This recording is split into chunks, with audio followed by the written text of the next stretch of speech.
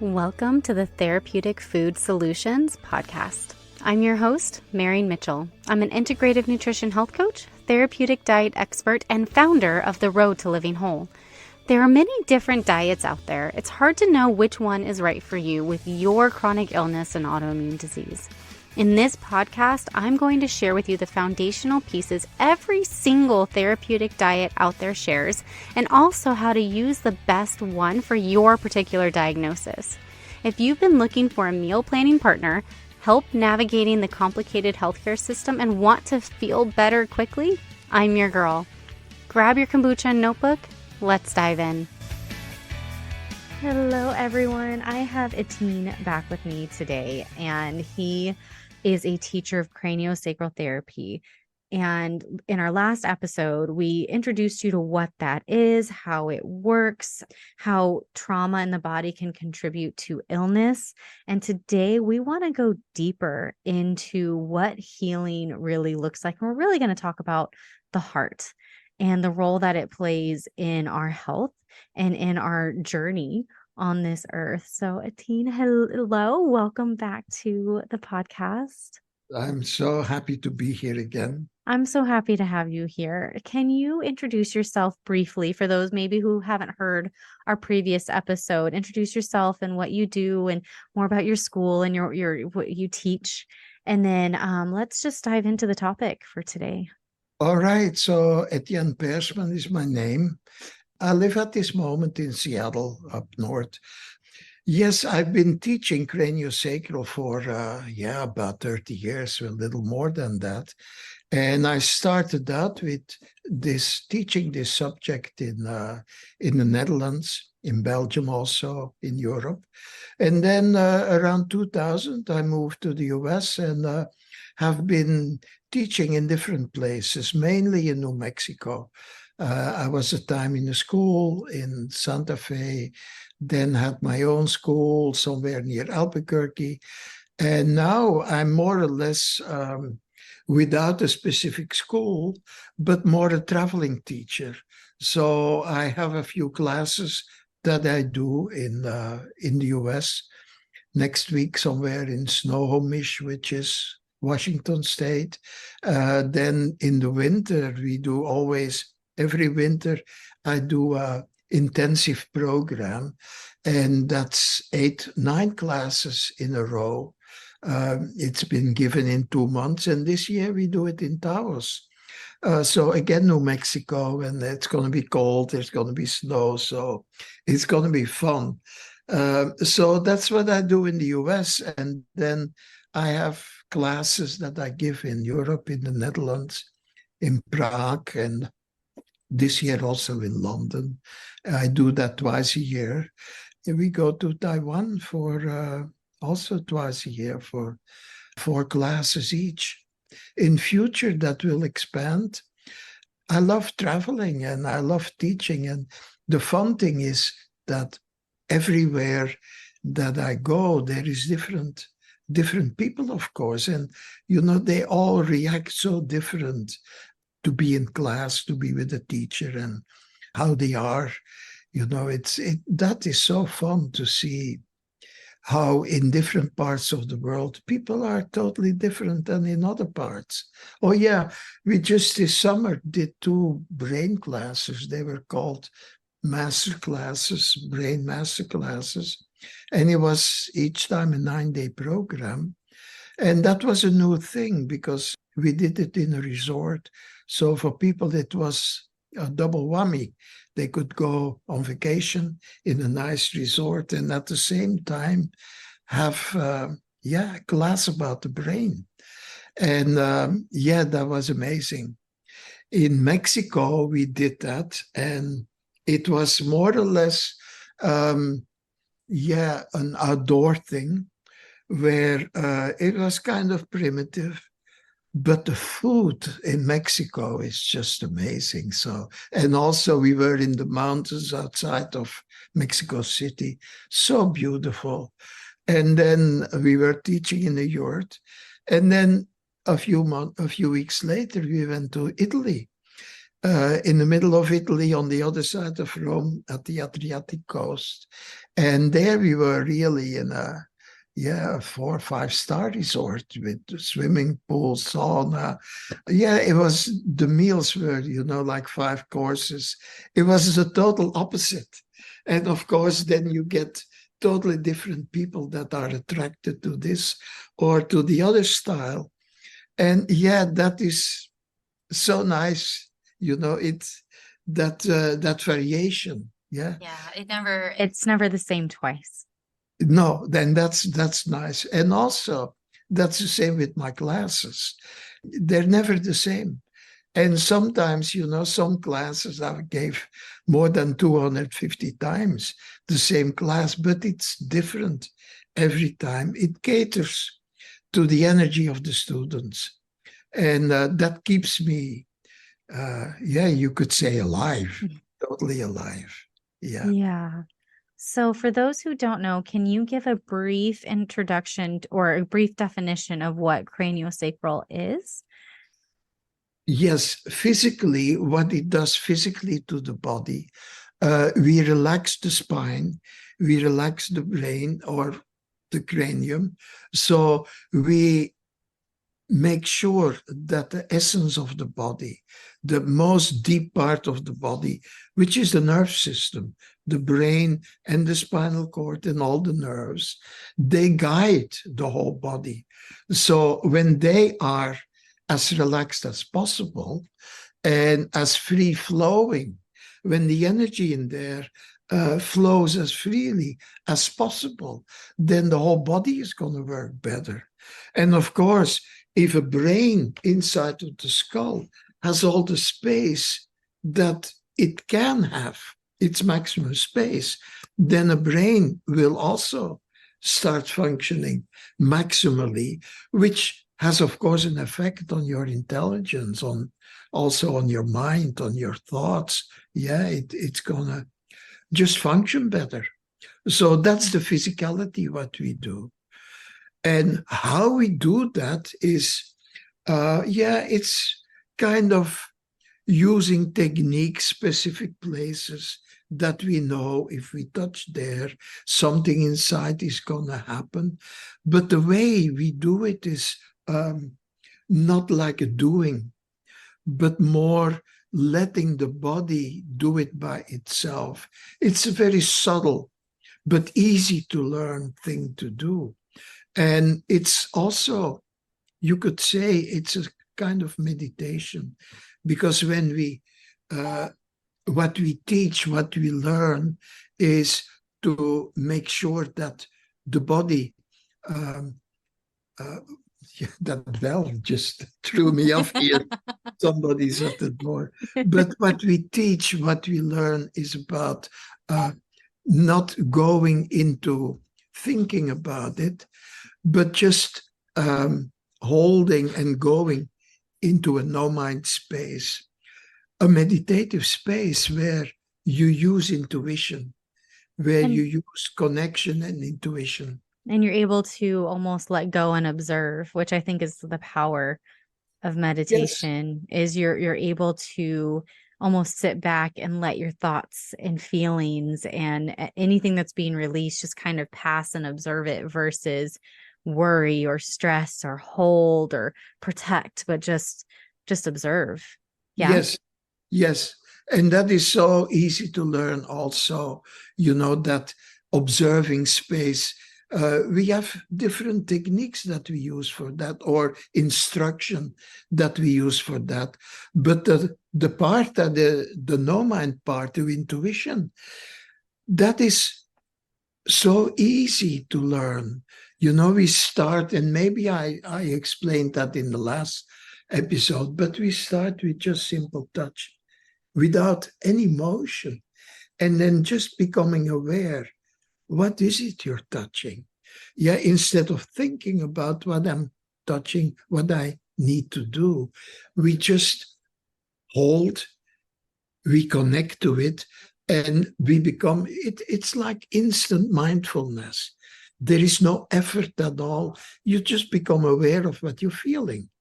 But with some other aspects, like when you touch for a minute, your body is going to produce, and it's happening not just with the client, but it also happens with the person that is doing the touch. You get flooded with oxytocin, and that is amazing. Oxytocin makes the mind stop. It just creates oneness. In other words, love. But that oneness of two energies combined, that makes the whole healing process. It magnifies it. It just, it's like a quantum leap in energy that is present. And on top of that, when you just feel it, you automatically become the observer of it all. And that's wonderful to do, to just feel everything. Yeah. And I feel like in our modern American society, especially, we're just so used to go, go, go, go. And we don't have time or the energy to slow down, to give space. And so craniosacral kind of helps us get that. But also, and I want to kind of go into the topic of today, because I know that when somebody is working with doing cranio or having, working with somebody on themselves, that it releases a lot of stored emotion and stored trauma, and it allows the heart to open. And I would like to talk about the role of that in the healing process and how important it is how cranio can help us heal in our journey. I think that's just so, so important, especially for the people who listen to this podcast. Well, yes, one thing I didn't mention in learning cranio, there is a few main parts, but one of them is what we call the midline. Okay. That is like a magic wand. When, in the beginning, when a body is being created, it starts as one stem cell, that fertilized egg. And out of that one cell, this is just amazing. One cell will start cloning itself endlessly, and create so many replicas of itself. And then at a certain point, you have a number of these stem cells. Now, at that point, they already make a very small definition about what they are going to do. Some of them will create the outside layer, some of them the organs, the inside layer. And there is a third layer also, the connective tissue layer. So there is a definition already.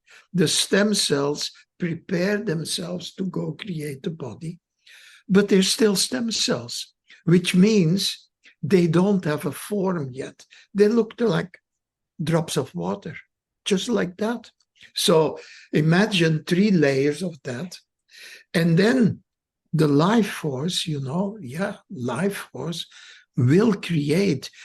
If the midline that I was talking about does not appear, those 3 layers just close, they form a tube, and that will become the spinal cord with the brain on top.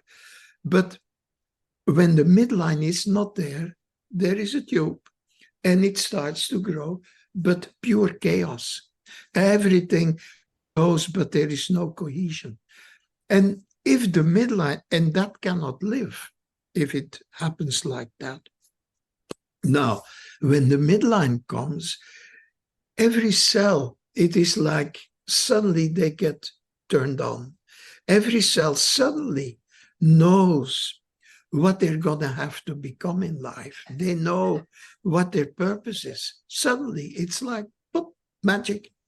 And then the second thing is the clarity about that purpose, but also they need the clarity where in the space of the body they need to migrate to be able to fulfill their life task.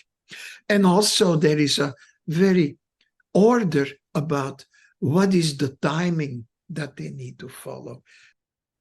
So at that point, when the midline appears, the cells know where to move to. And then they become, it's like these stem cells move to a place. They start creating an enormous amount of themselves. And then they switch to, for instance, liver cells. So they have to move to that spot, create enough cells to create a liver, and then they transform and they become liver or heart or bone or whatever their purpose is. So that's what's going to happen. But that midline, and that is something that we practice to connect to that midline. Because when the midline appears, there is no brain yet.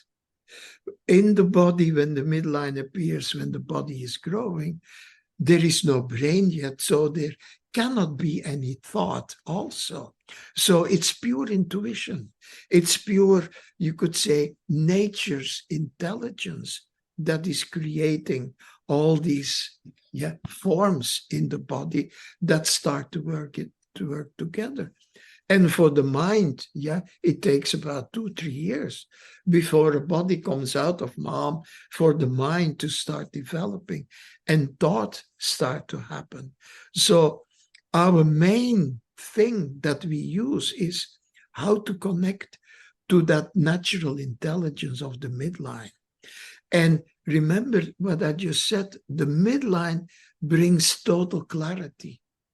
So when you connect to it, when you connect to that midline, that clarity will also push. When we connect to a client and the midline, the client's body, where it is not really working well, the client will start feeling that, because there is no clarity about purpose at that point. Cells will start to feel and start to try to move to a better spot. And we help that by touch. Then the second thing, besides that, is when the midline is there, all emotional stuff that is not expressed will start rising to the surface. It's like the midline pushes everything that is not clear to the surface. And of course, mental activity will also start coming to the surface. It's all one after the other that will move up. So I feel that might be intimidating for people. I would like to maybe have you walk them through what that process looks like when they're working with a craniosacral therapist, who's helping them open up the mind, open up the nervous system, open up that midline. I know that they're not going through it alone, right? A lot of people are so scared of facing their demons or their trauma or their, the things that they just don't have, they haven't had the capacity to be able to process. And now we're releasing all of that. So I would like to maybe share with people what the process would look like when they're working with someone. Yes, what that process looks like. Well, it's a little different for every person, but it is absolutely not scary. You know what? One of the things, the way we touch, is so without any doing. So when you touch that way, when you just put your hands on a person, and as a practitioner, you yourself go into that deep midline space. That's where you go. And that means, as a practitioner, going through the program, you cleared yourself of all the stuff that was happening inside. So you know the way out of your own swamps as a practitioner. And a client will feel that. A client will feel that here is a person that is clear inside. So the body feels that. Maybe the client is not aware of that, but their body feels the calmness, the quiet, the connection to the midline. And then we gently start going spot by spot by spot, where we feel that things are stuck a little bit. And that's basically a first session. We open up the whole spine almost, and also the connection to this from the spine to the cranium. Yeah, there is a spot there where the spine ends and the cranium starts. So when we do that, we connect feeling with the brain, with the mind, and we create that connection of the whole body again. People that can't get out of their heads, we connect them to their body again. So the life force can now start moving easily up and down. And the first session always gives such a wonderful feeling to the client. They open up so totally. And there might be a little emotion, but the openness of their own energy just brings them beyond that. Yeah, and then of course, when they go home, they keep that feeling with them, but then slowly, and that's the beauty of the body, slowly what is in the way will start coming up. It is not like suddenly, there is what that emotion is suddenly totally present. It goes so gradual. Yeah, and that's the beauty of our work also, that it is a very gradual process that the client goes through. That's very healing. I think the intelligence of the body is just so incredible when it's given the space. It goes, we are able to process this now. So let's talk about this. And so it's like this gentle nudge.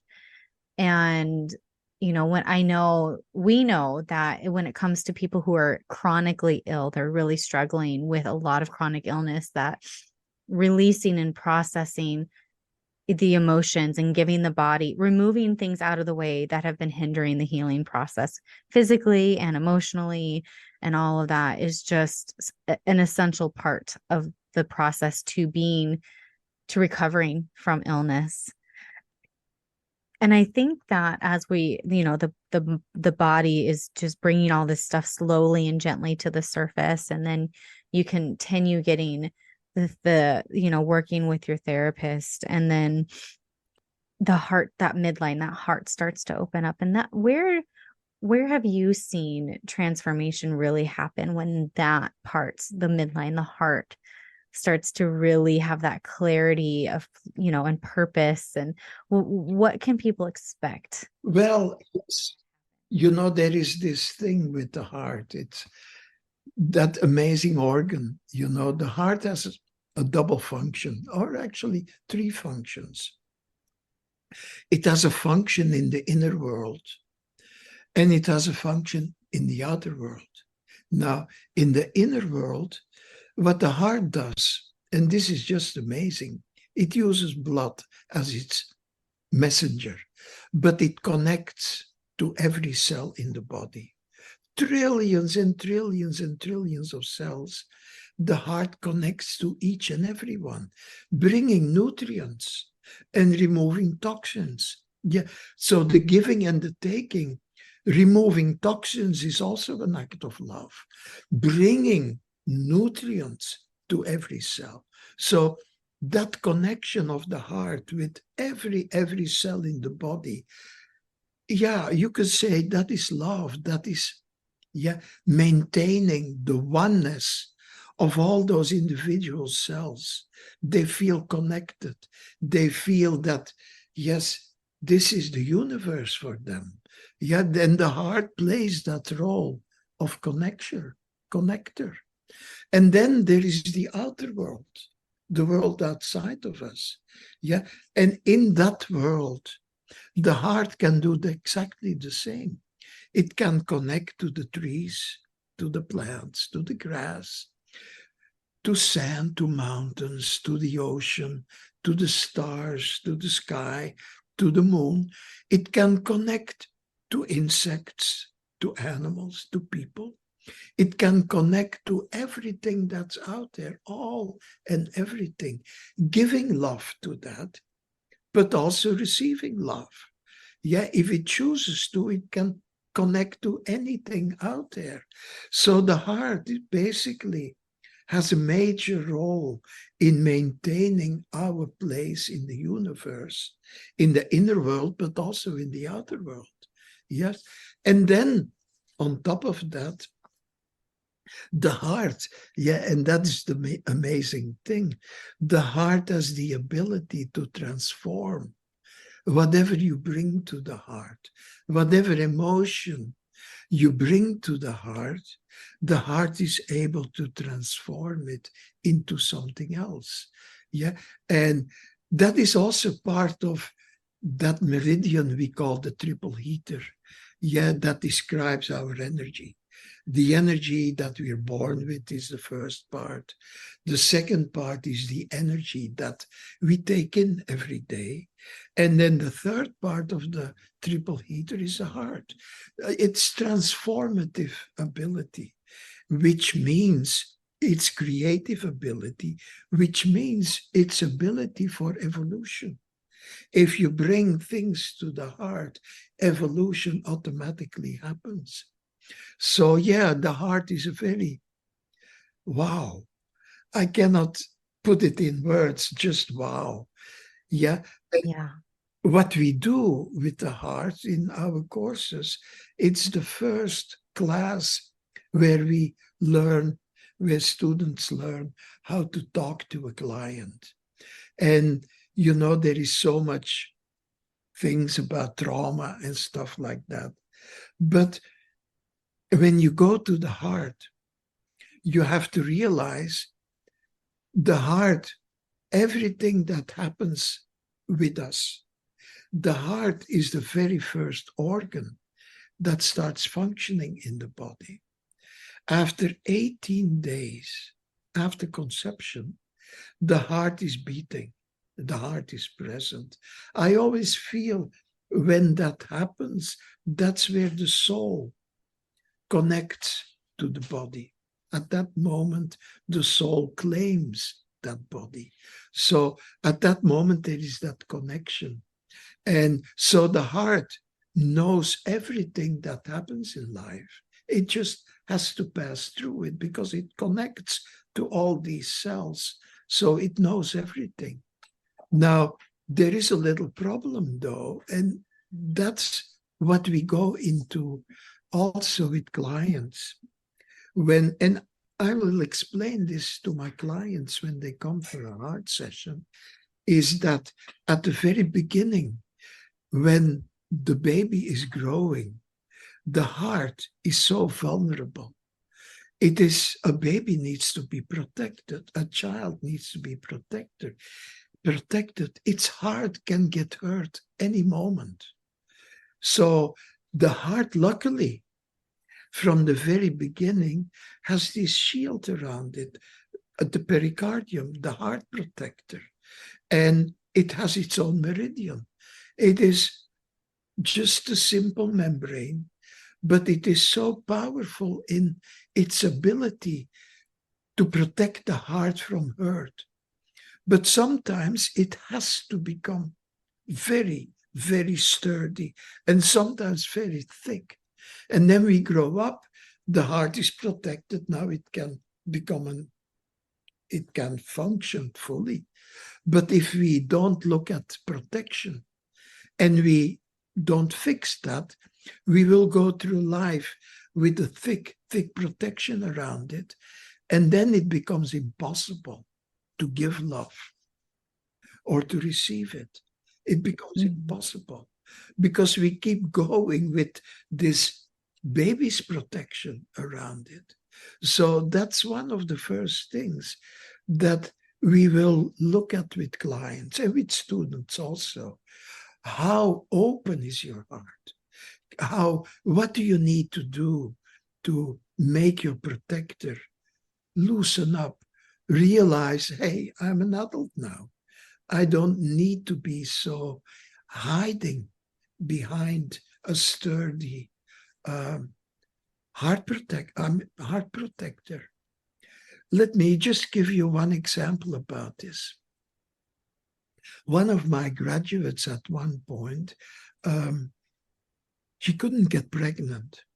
So, all right, come for a session.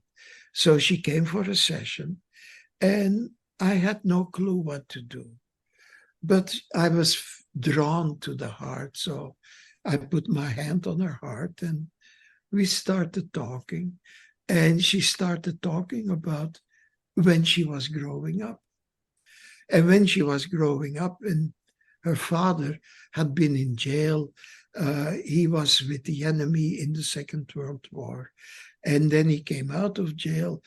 He started a family, and she was one of the children. And he was a very hateful person, a very, not nice at all.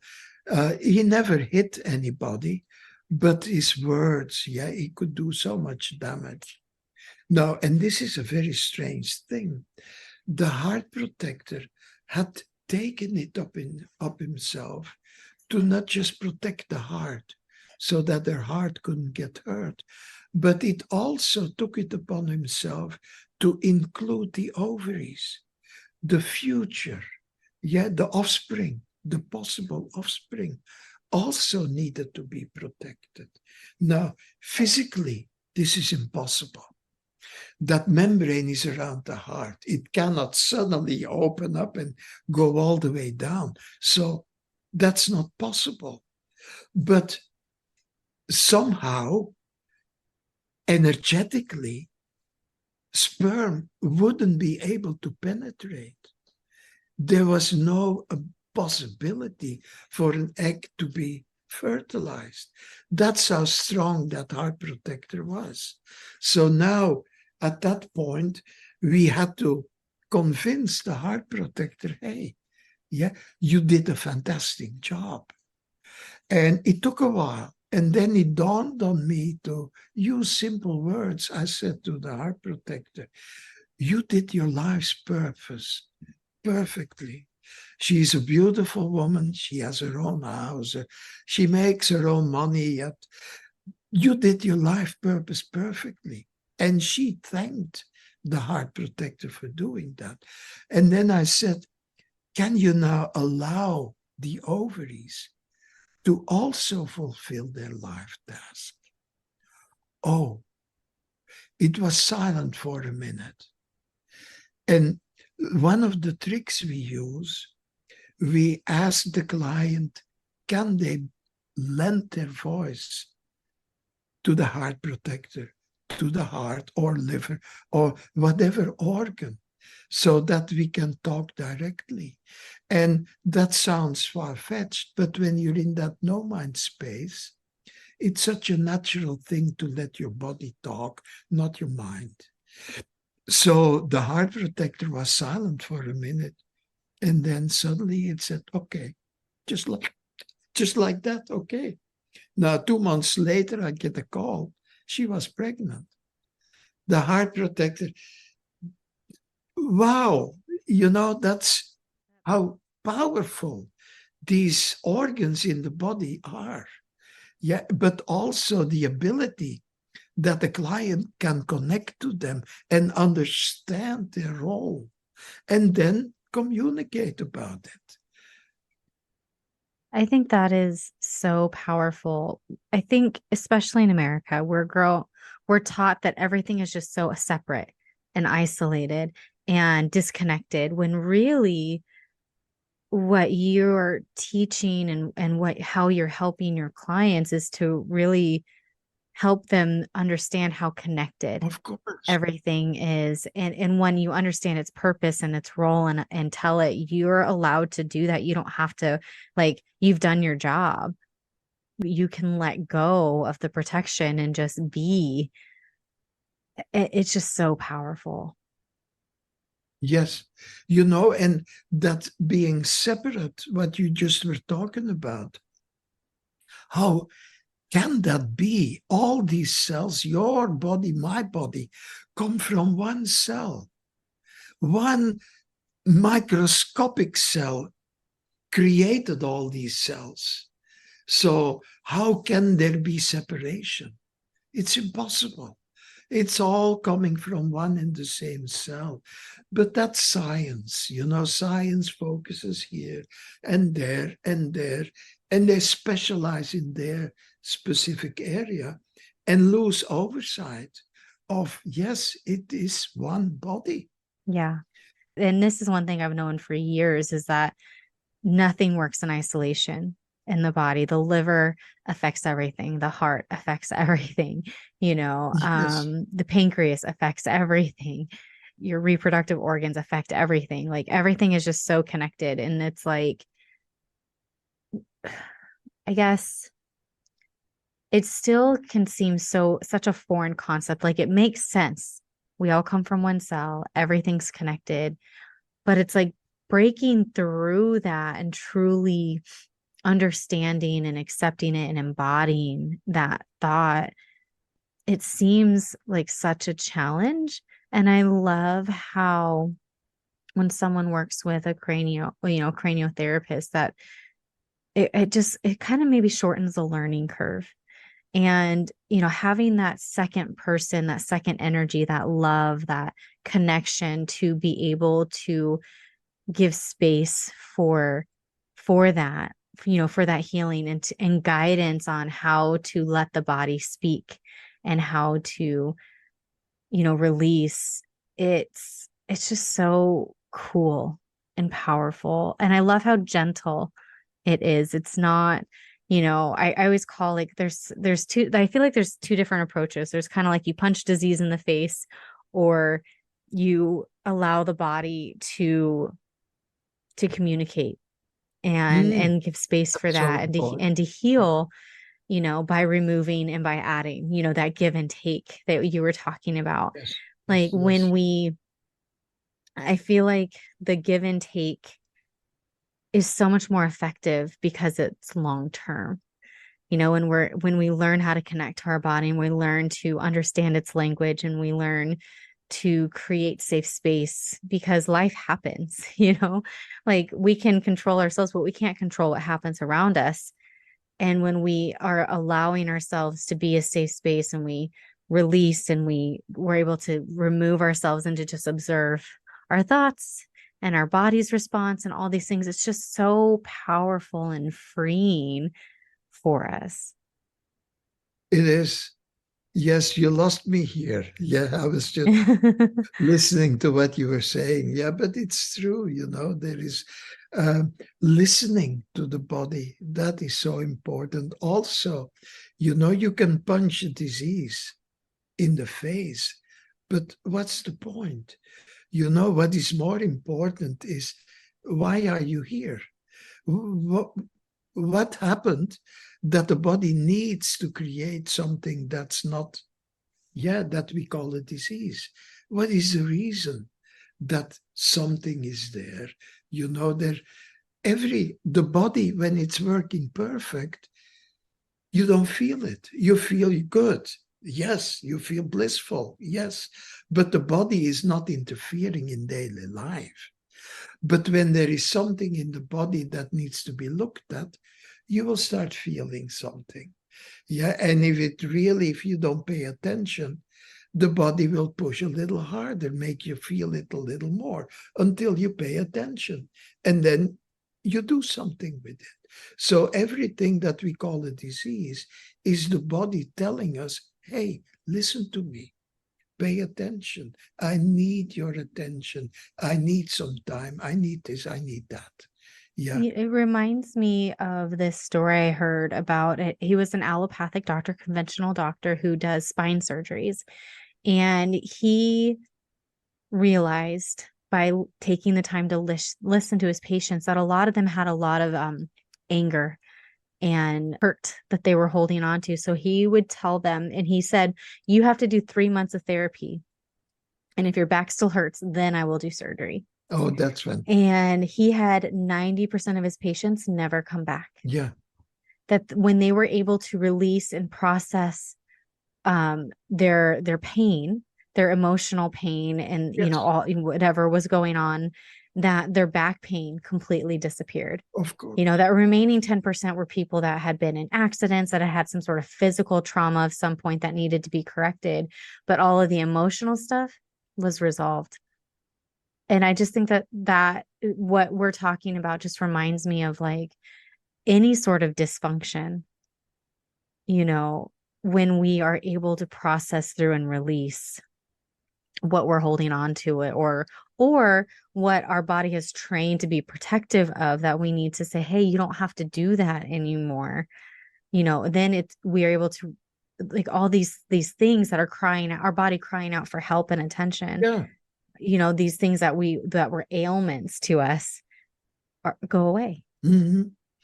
Yes, totally. One of the things that clients need also is they need to understand the body. And like with what I was just talking about, talking to the heart, I will explain that to the client on the table about the inner world, about the outer world, about how the protector functions. So they're on the table listening, maybe for the first time, hearing that the heart is more than a pump. It is not just a pump. Yeah, it has all these abilities to connect to every cell in the inner, the outer world. And on top of that, it can transform. It can perform magic. So a client deserves to know the magic of their body. And when I talk to them about that, then it's not anymore about trauma. It is about understanding the body, understanding how different things work. And with trauma, we do the same thing in a little different way. We don't go into the story at all. That's more psychology, and you talk about it, but you're not connecting to the body. But what we do is a little different approach with trauma. I used to talk to my clients and let them explain the trauma, let them go into the story. And it's a never-ending story most of the time. Mm-hmm. But then I started realizing I didn't go anywhere with them. It became boring, literally. So I started realizing, hey, the brain holds the trauma. How does it do that? What parts of the brain hold the energy of trauma? It's like a computer, the brain. There is files everywhere. So where is it? And then, I started realizing there is a specific order in the brain where things are stored.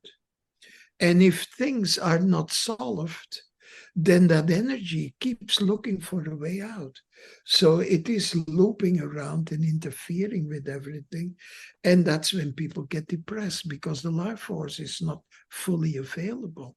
So with the trauma work, we go from place to place to place to all the nuclei in the body where energy is stored. And we let it out. And that's so easy, because you just touch it and wait, and the energy will move out. Yeah, it's just pure electricity. It's like a lightning rod. You become a lightning rod, the energy moves out. And if you follow the root of trauma, where it all is connected, one after the other, you empty the bucket, the bucket, the bucket, the bucket.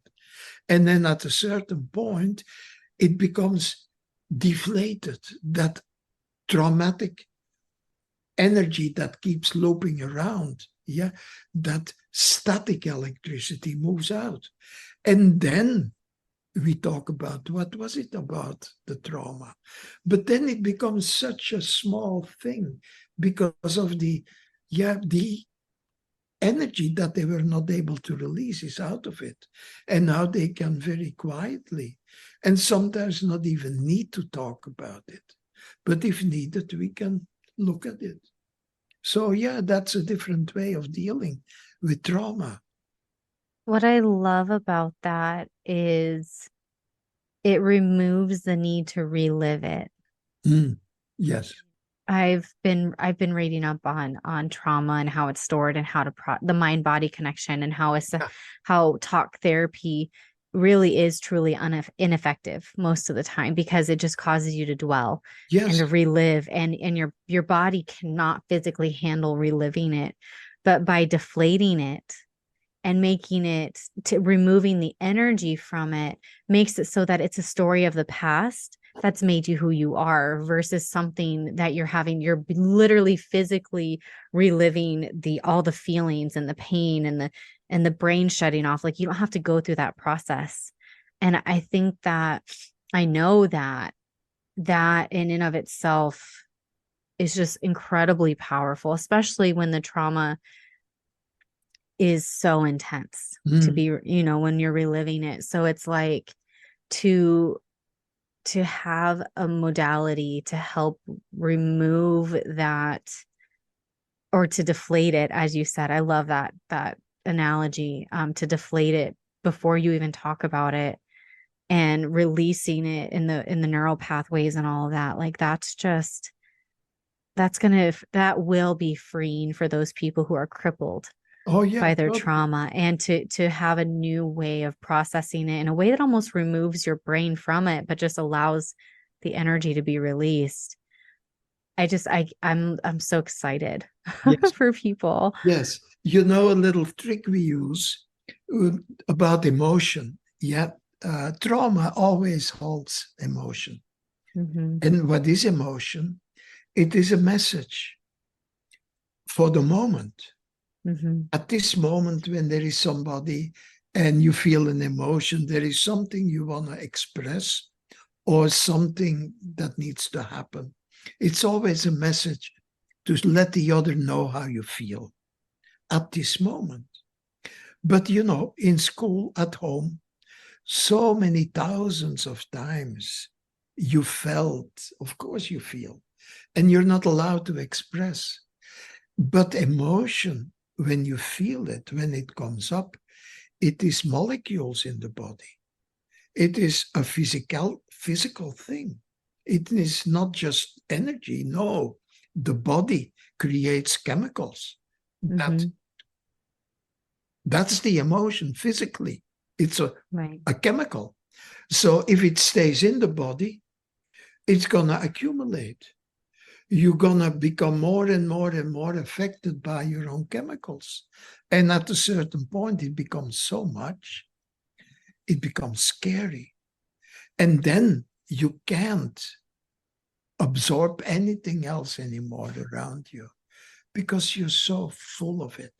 So in our trauma sessions and also in class, we have a little trick.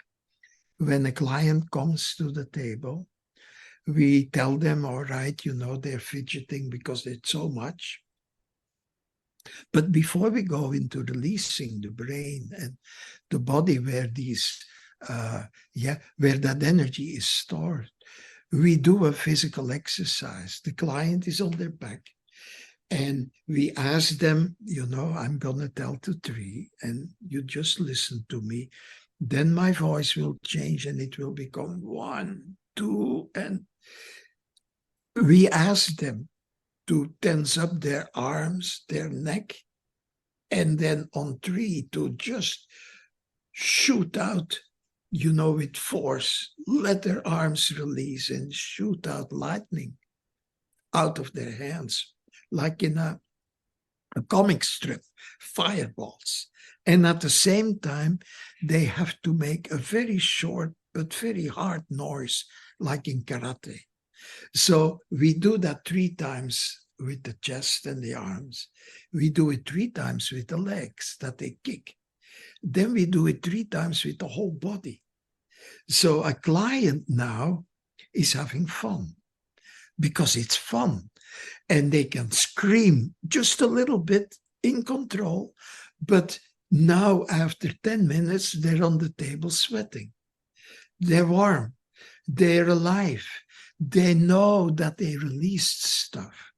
What was unreleasable, we gave them, let them feel, hey, You can release stuff. It is easy.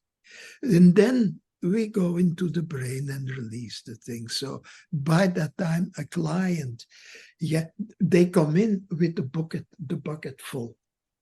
But now with that exercise, we empty half the bucket. So now they can absorb something new. They can feel the relaxation of cranio. And that's different than going into the trauma itself and rehashing it. Yeah, you're giving yourself permission to release without having to actually say, I'm allowing myself to release this. You're just doing it. Yes. And physically releasing it without even having to think about it. I love Cranio so much. I love it so much. I remember this story when I first learned about it, and when we first had our first episode, I knew like an inch worth. It was very, very superficial. All I knew is that this yoga instructor had worked through the process with a therapist, and then once a year went back and got adjusted to release, the spine and her brain again, and that she just needed to go once a year. And then she would be calm, and but throughout the year, her bucket would fill up. So she'd go for a session and her bucket would empty. Yeah. And that's all she needed, because she was so connected to her body that she only needed assistance once a year. And I just thought that was so cool and powerful, because she'd gone in with back pain. Yeah. And, she was a yoga instructor and dealing with her, injuries, quote unquote. But with the craniosacral, they were able to actually release what was actually the problem. And she was able to continue teaching. And then once a year, she needed that extra support. And then she was good to go again. And I just think that that story just always stuck with me. And I always was like, I need to learn more. Yes. So I love the way that you explain it so very much. And I think it's just so powerful, and being able to give us a different perspective on how cranial works and how the body works. You've explained it in a way that I've never heard before. So I really appreciate that. It's very exciting for me. It's literally preventive medicine. Yeah. You know what you described with the yoga instructor? Once a year, you get the body a chance to release what is not needed. Total release. And that's so preventive. So that the body doesn't have to create whatever it needs to create to take your attention, because the life force can function by itself. To me, craniosacral is the medicine of the future. The past and the future. Yes. Also, because it's so easy to learn. It is amazing, learning is also getting rid of all your trauma at the same time. And then, connecting to that midline every time. Which is, in that no mind space, people think, oh, meditation, it's so far-fetched. But you have to realize the same no mind space, everybody in the whole world, everybody goes there when they go to sleep. 1/3 almost of our time we spend in no mind, deep sleep. So the body knows what it is. I find my task is to pinpoint, hey, this what you feel now is the same as that. Just explaining the biology of the body, explaining the biology of no mind, not something you go sit there and maybe it happens or maybe it doesn't happen. No, a client needs to understand. And meditation, you can say, but that no mind space, because you're connected with another body. In deep sleep, you have only your own energy available to do whatever it needs to be done. And what is deep sleep? It's the body healing, cleaning itself. The brain cleans itself. So the mind is not there, because if the brain is being cleaned, you cannot think. You need a clean or a brain that's functioning. But at night, it stops functioning because it needs to be cleaned. So that whole thing is what we bring to a table. Yeah, and the understanding of it. It's so easy because the body knows how to go in that deep space. It does it every night without instruction. Yeah. And again, that's that whole like disconnect in learning how to connect, right? Understanding like this is not new. You're just you haven't been aware of the process, and now you get to experience it while awake. Thank you so much for joining me again and just taking us deeper into how the body works. It's so incredible. I love how you explain everything. And if people want to take one of your courses, how can they find it? Well, the easiest way is craniorocks.com. Rocks like rock and roll. craniorocks.com. And then you get guided into our website. Perfect. Thank you so much again. My pleasure. Thank you so much for hanging out with me today. If you found this episode helpful, would you do me a favor and help others find it by leaving a review, sharing a screenshot on social media, or sharing the link with a friend? By you sharing what you've learned, others are able to find this podcast and join our community. Be sure to check out my website, www.roadtolivingwhole.com, for over 160 delicious recipes, a variety of meal plans, and a blog packed full of even more healthy living tips. If you'd like to learn more about how to work with me as your coach, you can schedule a free consult through www.roadtolivingwhole.com/health-coaching/. Until next time, friend. Bye.